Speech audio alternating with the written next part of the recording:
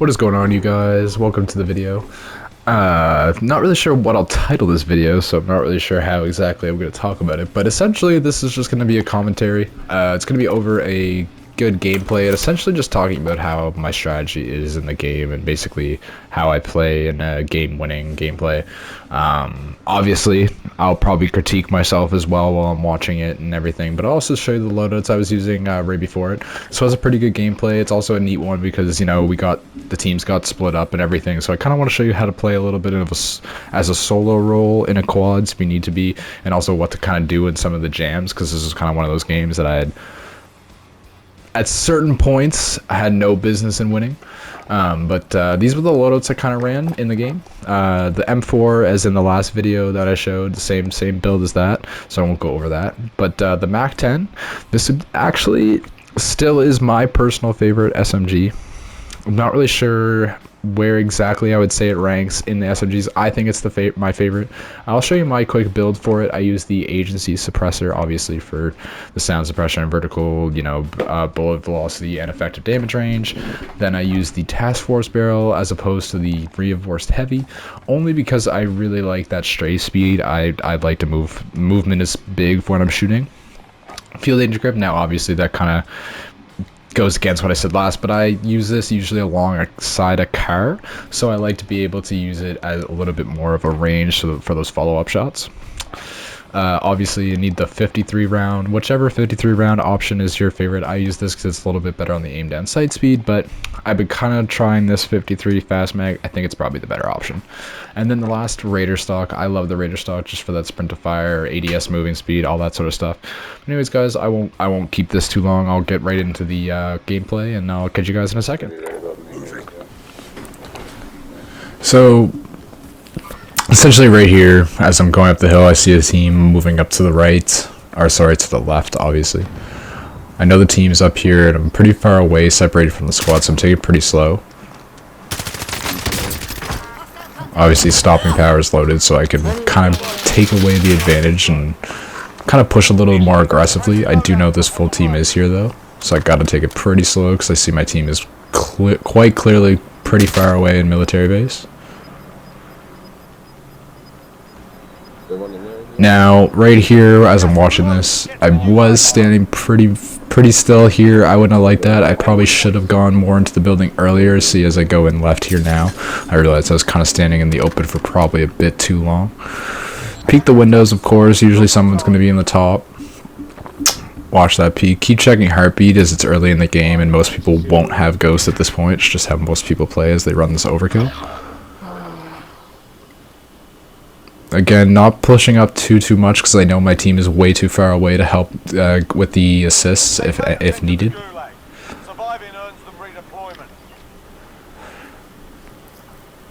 Probably playing it a little slower than I actually would have wanted to, knowing that I just don't know how many are left, but I do see that this guy is starting to move away.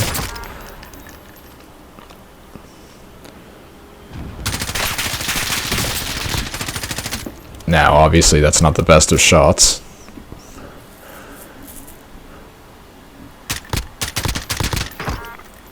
So most of the time with a lot of these downs, a lot of people think that in this game that, you know, obviously securing that kill is huge, but pushing that initial down right away as soon as he's down is usually is what gets people killed, I find. Sometimes I know a lot of people do have selves and everything, but see here, if I would have pushed this earlier, I probably would have died anyways. I'm glad I got that secure kill up on the left before I pushed in, just because those two probably would have killed me either way. I probably could have taken that a little slower, checking beats, but, you know, here it is. I also decided to keep the gulag in here because I find a lot of the times people have been asking me with this new gulag, you know, what's the strategy in this? How the hell do you win in this fucking gulag? Because it's a tough gulag. It's a lot of places to hide, a lot of, you know, tough areas. It's really dark as well for the dark skin. So I'll show you what my strategy is. I usually like to, if I spawn on this side, I always like to hug this car. It seems to be one of the better head glitches. I check that head glitch every time. Now the reason why I go there is because you can check that head glitch almost every single time, and if you have good headphones you can usually hear them if they go up on the top there to the left. I just kind of was able to hear him from the left side of the headset, just going up to the steps, so I could easily turn and get him right away. So for that gulag, it is kind of a weird gulag. I'm not a huge fan, but you got to play it a lot slower than the old ones, unfortunately. Now here again, I do separate from my team again, because to be quite honest, I was kind of upset I didn't finish off this team, so I do go for the loadout, which not always isn't recommended right away, but I decided to go for it either way. Now with this loadout, I decided to grab my Mac 10 because I thought myself, yeah, I want to go Ghost because I know my M4 is down there. I can get away with getting Ghost because I know we won't be able to afford the second loadout, and my team's going to be separated still, so I don't want to show up on the heartbeat. So I grabbed my Mac 10 for the close quarters, as I know they're probably in this house, as I came back pretty early from Gulag. As you can see, they are in this house still, showing up on the heartbeat.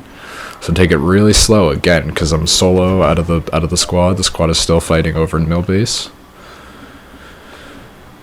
Taking it real slow, just because I know I gotta get the drop on one of them, because I'm assuming one got bought back or they came back from Gulag already, so I'm assuming there's probably one ghosted. Again, being by yourself makes it pretty hard to push it by yourself, so playing it really slow. It's hard to tell with the heartbeat to know if they're up or down, so played it really slow. Some techs up top, just because they could probably hear me now. Yep. Now, oftentimes, the Semtex is good too, not only just for obviously trying to get that explosive damage on somebody, but also just to kind of scare them like you're pushing faster. Now, right there is the perfect example of why I love the Mac 10.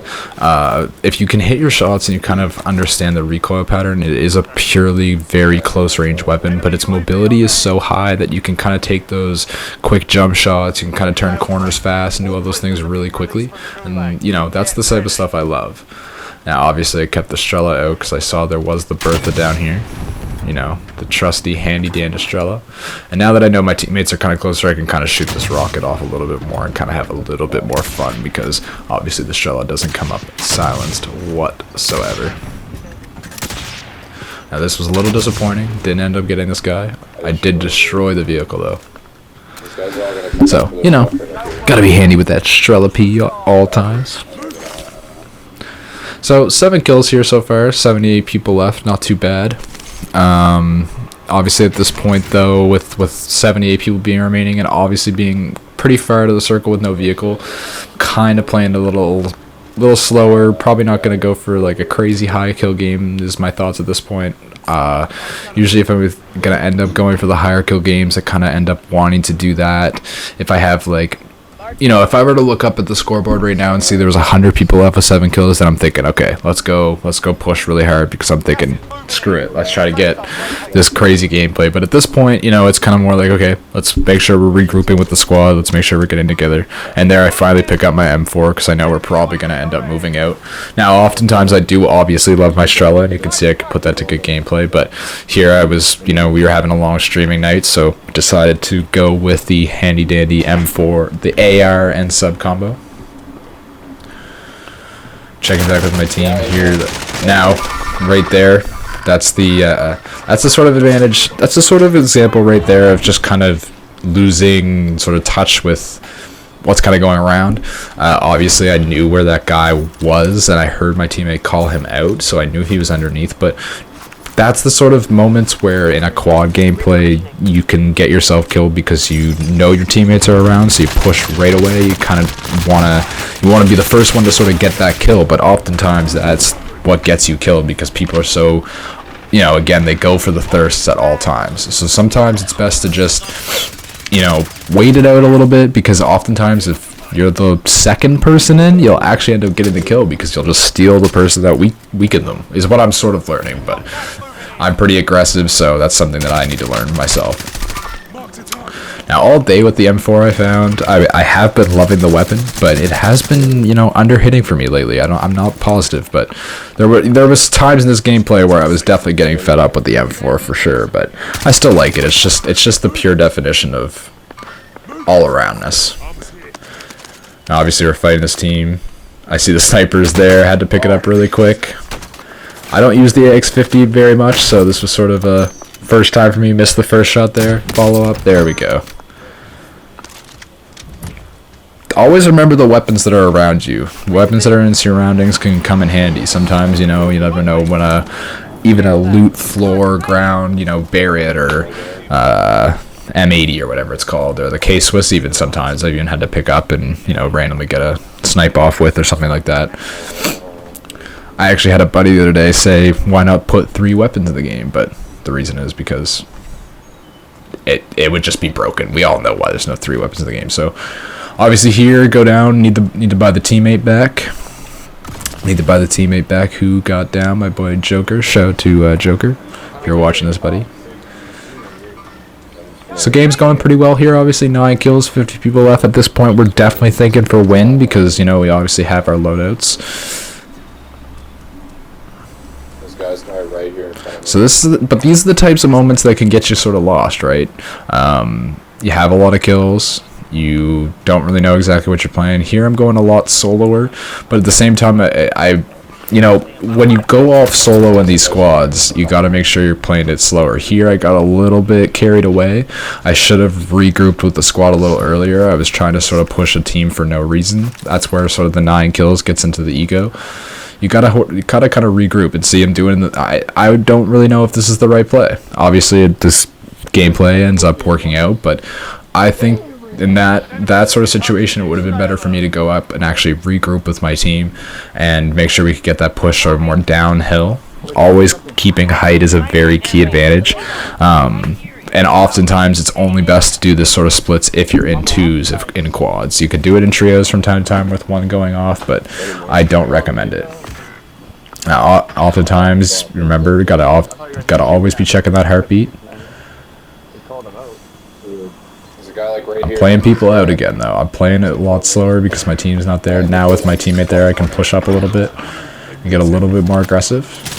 Now, I got pretty lucky there, I can't lie. I played it maybe even too slow, but how was I to know that the guy was not playing? I honestly thought he was going to be camping up top, just aiming at the stairs. So that's why I was kind of playing it so slow. So rotating over into circle now. I find a lot of people too, this is just a me strategy, but I like to hug the edge of the circle a lot of times in these types of situations, just because, you know, we have to have the long run anyways. I would rather sort of be able to shoot at people as they're going in. Now obviously here we kind of got stuck here a little bit because of course we did get shot at from behind. So we're kind of trying to play that. We're trying to also get one. We have 2 people down, so we're trying to also get that buyback and make sure we have that. Now this is where things get a little bit hectic too. You have to always be careful when buying people back in your surroundings. Flare is a massive thing. People are always going to want to be looking at it. So don't go for it yet, as we know there's guys in here. Always make sure to use your explosives. Now I hear guys coming in the bottom. So a lot of people's first strategy. Yep, okay. Well, that lucky stick, obviously. Can't remember exactly what happens here. I'm kind of recording this live as I'm watching, so it's interesting to watch myself back as well, to critique myself. So yeah, again, this play right here. So a lot of people like to move. A lot of people like to actually just stare at the stairwell and kind of move. I like to just, especially when I'm fighting or have a Mac 10, move around a lot. Go in different entrances. Jiggle peek a lot. Make sure you go in one side, maybe get some rounds in, and then go to the other side quickly. Like, hurt people and move different sides. So like right there, you know, I come in that back door really quick. Come in that back door really fast. Put a clip in. Don't down anyone, but put a lot of damage in. And then switch sides completely, go around the entire house and kill that guy trying to get back in because he was all confused. It's all about movement and confusing people with your movement. Now, as you can see, most of this game has been solo, so there has been a lot of slower moments. If you are going to be running solo, you have to make sure to always kind of be watching watching your corners, playing it a little slower, make sure you're using your headsets, all of that sort of stuff. But as you can see in that whole situation, it was quite a lucky fight. Well, not necessarily lucky, a lot of moving. I got lucky getting out of the circle with not dying to the gas, obviously there. So got enough money for one person. Just was gonna buy the top person because I wanted to get out of there ASAP. Don't want to get stuck at this buy station, especially with that flare going off. So I'm waiting for the gas to come in. I don't want to buy him right away because if I buy him and people are pushing in from the storm, that's just going to be a signal for them free kill before the end of the game. Then we both just lose. So I'm waiting for people to kind of come in and get pushed in from the edge and only have to watch the 180 degrees in front of me. To buy him back. Get out of there ASAP. Not waiting around. That flare is... People look at that instantly. check underground here because that's the only real way I could think people were coming, but I would have probably liked to actually have moved earlier now watching this back. Now again, being one person and knowing that my teammate has nothing really, they're probably going to try to make a load-up play at this point. I don't want to rush in too quickly. Play this edge here. Play more back of the edge of the circle. Wipe out teams as they're trying to fight or shoot inside, trying to get position, or just shoot people as they're trying to get into the circle yourself. Try to fight it out. Get those types of fights. Only worry about the 180 degrees in front of you. Don't try to worry about 360. So this is some of those moments here where you're kind of just, again, wiping out the teams, trying to get in. Not pushing up too much. I see Joker does go down, so I'm trying to think if I can actually play the res play, but it's not really worth it. So I see I've already pushed up too much. There's no point in pushing back to the edge. I might as well try to play a building. So this is where that M4 kind of was hitting like peas, and also I was missing quite a few shots. Could have had a few more kills here for sure.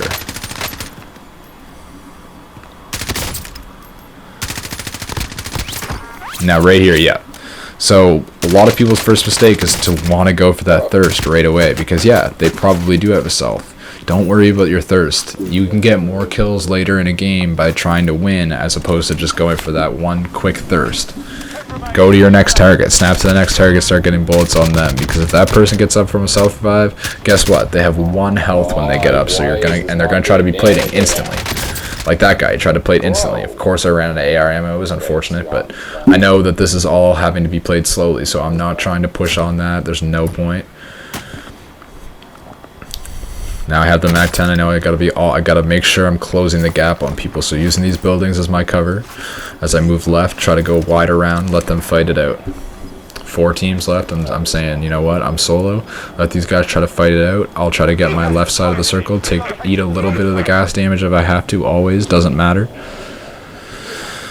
Yep, just sticking to that whole left side of the circle. This is my side here. I don't want to have to watch my back. Yeah, and now again, knowing I have a MAC-10, start shooting at that person wouldn't really be a point. By the time I get even his shield's broken off, he'll have time. He would have had time to have gotten up there and take shots with his AR. M4, we might have a different story.